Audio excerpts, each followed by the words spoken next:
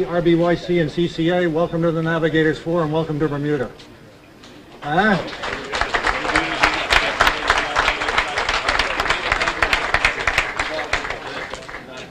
think, at least from the perspective of a 37, 38 footer, this has been an interesting race and lived up to most of the pre-booking. I think it also may be something of a historical race from a technology standpoint, which of course is what we're going to be hearing about, or a hysterical race from a technology standpoint, which I've also heard a little bit about. Another lesson to be learned, just as we learned this morning, eh? You got to be flexible in the face of some adversity. What the forum is very informal.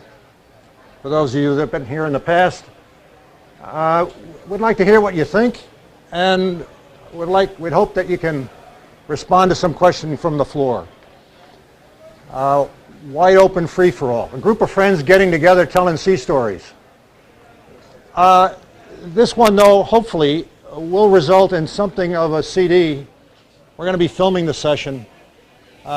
We have all this iBoat information now. You look at that morsh that you got up there, de Kooning in the dining room. Sort of a remarkable diversity of opinion how to get here.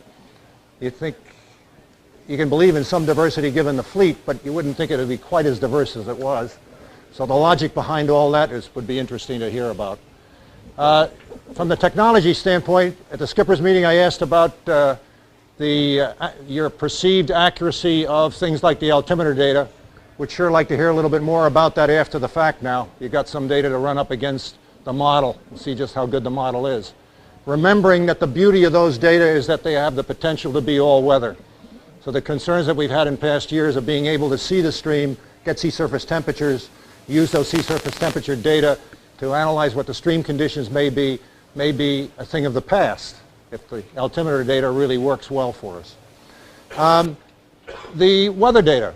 The systems that we were working with, I think for the most part, speaking now as a pseudo-meteorologist, I have no credentials in meteorology other than we use it, as you do. The system was somewhat, I think, simpler to model, to predict this time than in some years past. And so you want to remember that when you assess the accuracy of the grid files, which for some of us was impressive. I think if you recall back in the Safety at Sea seminar, Chesno was asking how many people believe in a 96-hour. Well, we had that 7-day file, and you weren't too far off in a lot of it. There was also an opportunity in this race to compare a couple of models. You had the GFS for GRIB, and you had the AVN, the aviation models for GRIB, and you'd like to see what kind of differences you saw. And then for those of you that handle all those data blindly, the black box crowd, you may want to review your protocols and procedures and see if you want to continue that way in the future. So what's there to be learned by all of this?